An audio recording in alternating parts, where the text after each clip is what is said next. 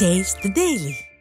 நினைத்தாலே முக்தி தரும் அண்ணாமலையார் திருக்கோவிலில் திருக்கார்த்திகை தீபத் திருவிழாவின் முக்கிய நிகழ்வான பரணி தீபம் இன்று அதிகாலை 3:30 மணி அளவில் ஏற்றப்பட்டது.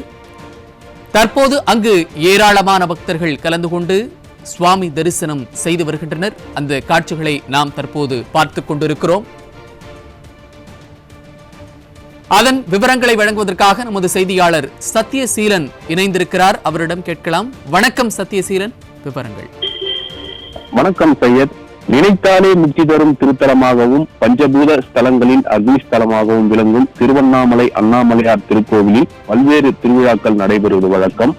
முக்கிய விழாவான கார்த்திகை மாதத்தில் 10 நாட்கள் உலக பிரசித்தி பெற்ற திருக்கார்த்திகை தீபத் திருவிழா நடைபெற்று வருகிறது. இந்த தீபத் திருவிழாவானது கடந்த 4ஆம் தேதி அதிகாலை 4 மணி அளவில் 63 அடி உயரம் கொண்ட தங்க கொடிமரத்தில் கொடியேற்றத்துடன் தொடங்கி நடைபெற்று வருகிறது. 10 நாட்கள் நடைபெற்று வந்த இந்த விழாவில் காலை உற்சவத்தில் விநாயகர் மற்றும் சந்திரசேகர் மாட வீதிகளில் உலா வந்து பக்தர்களுக்கு அருள்பாலித்தனர். அதேபோல் இரவு நேரத்தில் பஞ்சமூர்த்திகளான விநாயகர், முருகர், உண்ணாமுலை அம்மன் உடனாகிய அண்ணாமலையார், பராசக்தி அம்மன், சண்டிகேஸ்வரர் ஆகியோர் அலங்கரிக்கப்பட்ட வாகனத்தில் எழுந்தருளி மாட வீதிகளில் வலம் வந்து பக்தர்களுக்கு அருள்பாலித்தனர்.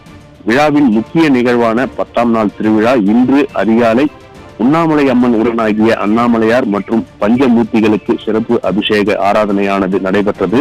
அதனைத் தொடர்ந்து அதிகாலை 3:30 மணி அளவில் ஆலயத்தின் கருவறை முன்பு உள்ள பிரதோஷ நந்தி அருகில் சிவாச்சாரியார்கள் வேத மந்திரங்கள் முழங்க அண்ணாமலையாருக்கு அரோகரா என்ற பக்தி பரகோஷத்துடன் பரணி தீபமானது ஏற்றப்பட்டது. இந்த பரணி தீபம் என்பது ஏகன் அநேகன் என்னும் தத்துவத்தை விளக்கும் வகையில் ஒரு மடக்கிலிருந்து 5 மடக்கிற்கு இந்த தீபம் ஏற்றப்படும். அதாவது ஒரு அகல் விளக்கிலிருந்து 5 அகல் விளக்கிற்கு இந்த தீபமானது ஏற்றப்பட்டு பிறகு மீண்டும் அந்த 5 தீபங்களும் ஒன்றாக்கப்பட்டு ஒரே தீபமாக மாற்றப்படும். அதற்கு பரணி தீபம் என்று பெயர். ஏகன் அநேகன் என்ற பஞ்சபூத தத்துவத்தை உணர்த்துவதே பரணி தீபம் என்றும், மனிதர்கள் தங்களை அறியாமலேயே செய்யும் தவறுகளில் இருந்தும் பாவங்களில் இருந்தும் விடுபடுவதற்கே இந்த பரணி தீபமானது ஏற்றப்படும் நோக்கமாக கூறப்படுகிறது. பிரதோஷ நந்தி அருகில் ஏற்றப்பட்ட பரணி தீப மடக்கை சிவாச்சாரியார்கள் கையில் ஏந்தியவாறு 2ஆம் பிரகாரத்தை சுற்றி வலம் வந்து பக்தர்களுக்கு காட்சி அளிப்பார். பின்னர் வைகுண்ட வாயில் வழியாக அண்ணாமலையார் மலை உச்சிக்கு இந்த தீப ஆராதனையானது காண்பிக்கப்பட்டது. அதனைத் தொடர்ந்து 3ஆம் பிரகாரத்தில் உள்ள உண்ணாமுலை அம்மன் சன்னதியில் உள்ள உண்ணாமுலை அம்மனுக்கு ஆராதனை காட்டப்பட்டு அதனைத் தொடர்ந்து கொடிமரம் அருகில் உள்ள விநாயகர், முருகர் ஆகியோருக்கு இந்த ஆராதனையானது காட்டப்பட்டு மீண்டும் திருக்கோயில் கருவறையில் இந்த தீப ஆராதனையானது காண்பிக்கப்பட்டது.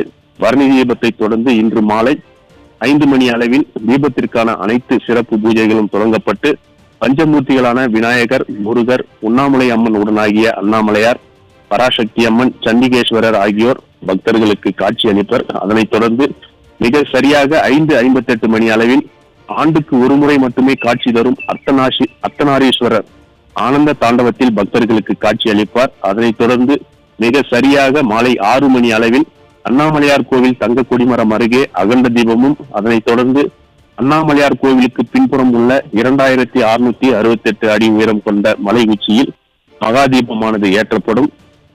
மலை உச்சியில் தீப ஜோதியாக சிவன் பக்தர்களுக்கு காட்சி அளிப்பார். இந்த தீபத்தின் வரலாறாக கூறப்படுவது என்னவென்றால், பிரம்மாவுக்கும் விஷ்ணுவுக்கும் தங்களுக்குள் யார் பெரியவர் என்ற அகந்தை எழுந்தபோது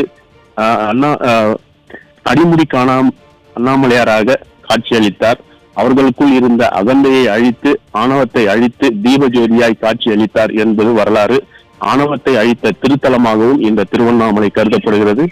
இந்த தீப ஜோதியை காண தமிழகம் மட்டுமல்லாது மாநிலங்களின் பல்வேறு பகுதிகளில் இருந்தும் 45 லட்சத்திற்கும் மேற்பட்ட பக்தர்கள் திருவண்ணாமலைக்கு வருகை தர உள்ளனர்.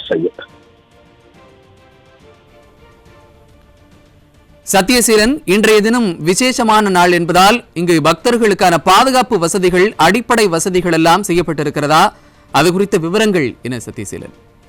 நிச்சயமாக சையத், தீபத்திற்காக ஆண்டுதோறும் பல லட்சம் பக்தர்கள் வரக்கூடிய நிலையில் பக்தர்களின் பாதுகாப்பிற்காக இந்த ஆண்டு 16,000 காவல்துறையினர் பாதுகாப்பு பணியில் ஈடுபட்டு வருகின்றனர். தற்போது திருவண்ணாமலையில் தொடர்ந்து கனமழை பெய்து வருவதால் பக்தர்களின் வருகையும் குறைவாகவே உள்ளது.